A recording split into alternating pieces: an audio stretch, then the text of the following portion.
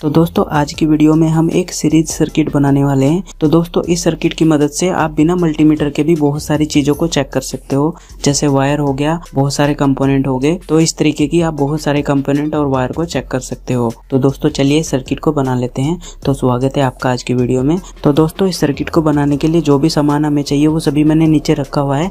यहाँ पर आप देख सकते हैं एक होल्डर की हमें जरूरत पड़ेगी, उसके बाद एक सॉकेट की और एक हमें ऑन ऑफ बटन की जरूरत पड़ेगी। और दोस्तों कुछ टुकड़े हमें MDF बोर्ड के चाहिए। तो ये टुकड़े मैंने पहले से ही कटिंग किए हुए हैं क्योंकि इन्हें काटने में बहुत टाइम लग जाता है। तो दोस्तों ये सामने का हिस्सा है और ये इसका पीछे का हिस्सा हो गया और ये साइड वाली दीवारें होगी और ये भी साइड वाली दीवारें होगी। तो दोस्तों बस यही सामान हमें चाहिए। तो चलिए सर्किट को बना लेते हैं। तो इस बोर्ड में ही हम ये सारे कंपोनेंट को लगाएंगे। तो सबसे पहले हम सॉकेट लगा लेते हैं।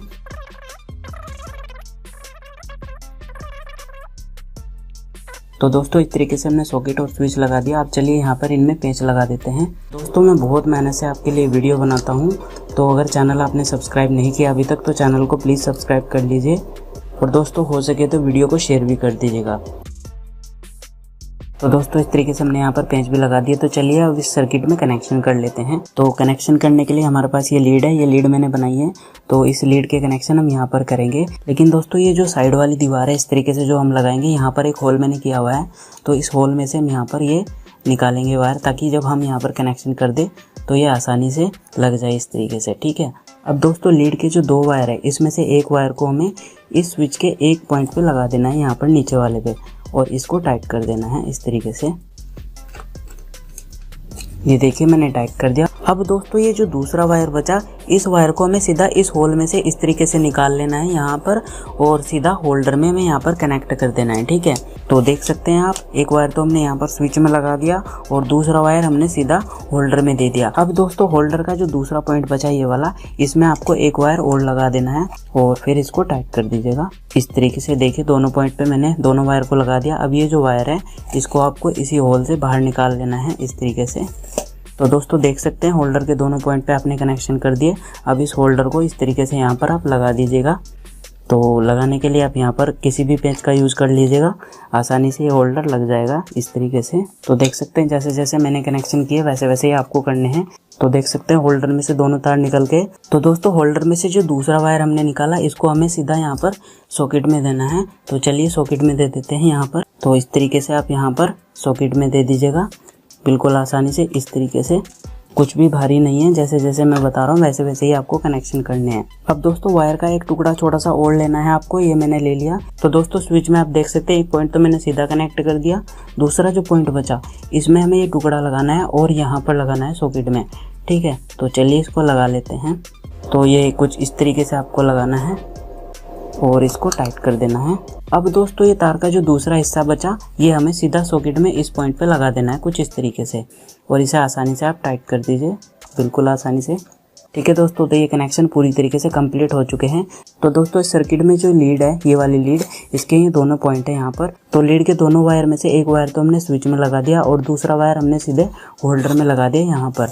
ठीक है। और होल्डर में से एक वायर निकाल करके हमने सीधा सॉकेट में लगा दिया और ऐसे ही हमने स्विच में से एक वायर निकाल करके सीधा सॉकेट में लगा दिया। ठीक है। तो इस तरीके से यहाँ पर हमारा सर्किट पूरी तरीके से कंप्लीट हो गया है। तो चलिए दोस्तों अब इस सर्किट को बंद कर लेते हैं डब्बा बना करके, और दोस्तों फिर इस सर्किट से हम बहुत सारे कंपोनेंट को टेस्ट करेंगे। तो चलिए पहले इस सर्किट को बंद कर लेते हैं। तो दोस्तों इस सर्किट की दीवारों को हम कुछ इस तरीके से यहाँ पर चिपका लेंगे और चिपकाने के लिए हम यहाँ पर फेविकोल का यूज करेंगे। तो दोस्तों इन्हें कैसे चिपकाया जाता है तो चलिए मैं बताता हूँ आपको। तो दोस्तों इस तरीके से ये सर्किट आपको चारों तरफ से चिपका देना है और बहुत आसानी से चिपक जाएगा ये। और चिपकाने के बाद आपको लगभग 5 मिनट के लिए इसको ऐसे ही रख देना है ताकि ये अच्छी तरीके से चिपक जाए।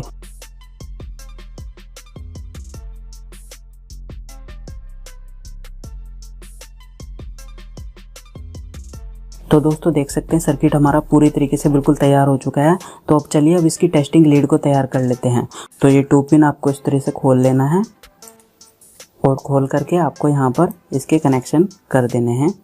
जैसे नॉर्मल लीड के आप कनेक्शन करते हैं वैसे ही आपको इस 2 पिन के भी कनेक्शन करने हैं और फिर इसको आसानी से आपको टाइट कर देना है और इस तरीके से आपको ये सर्किट बंद कर देना है। तो चलिए अब इस सर्किट को टेस्ट कर लेते हैं। तो ये रहा हमारा सर्किट। इस लीड को हमें यहाँ पर लगाना है, यहाँ पर इस तरीके से ये हमने लगा दिया और एक हमें बल्ब की ज़रूरत पड़ेगी। तो बल्ब हमारे पास ये रहा। तो इस बल्ब को मैं यहाँ पर लगा दे रहा हूँ।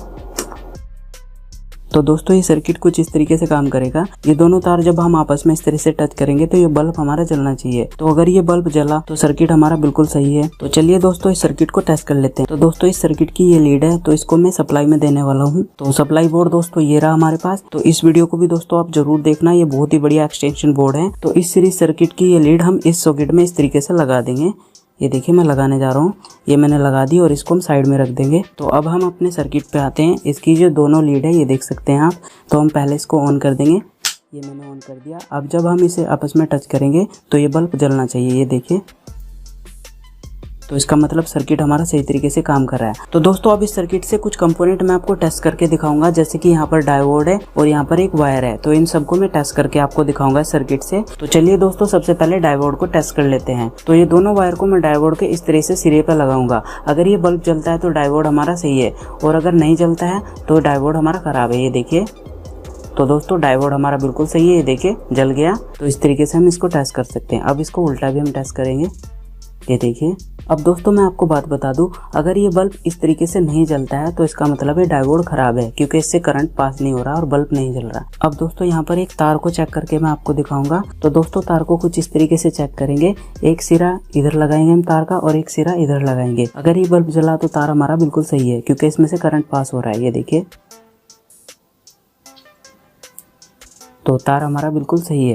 अब दोस्तों यहाँ पर टेस्टिंग कैसे होती है, अगर ये तार खराब होता तो इसमें से करंट नहीं जाता और बल्ब हमारा नहीं जलता। ठीक है दोस्तों, तो इस तरीके से हम सीरीज सर्किट का, सीरीज टेस्टर का हम यूज करते हैं। और दोस्तों एक रिक्वेस्ट आप सबसे है, अगर आप इलेक्ट्रिकल के बारे में नॉलेज रखते हैं तो ही इस सर्किट को बनाइएगा, नहीं तो बिल्कुल मत बनाइएगा। ठीक है दोस्तों, क्योंकि ये बहुत ही खतरनाक है और इसे बहुत सावधानी के साथ में यूज किया जाता है। और अगर आप इस सर्किट को बनाना ही चाहते हैं तो किसी एक्सपर्ट को अपने साथ में लेकर के तब इसको बनाएं, अकेले बिल्कुल भी ना बनाएं। तो दोस्तों सर्किट बहुत ही बढ़िया और बहुत ही यूजफुल है, बहुत ही काम में आने वाला सर्किट है ये। और दोस्तों इस सर्किट का सबसे ज्यादा यूज इलेक्ट्रिशियन लोग करते हैं इलेक्ट्रिकल कंपोनेंट को और वायर को चेक करने के लिए।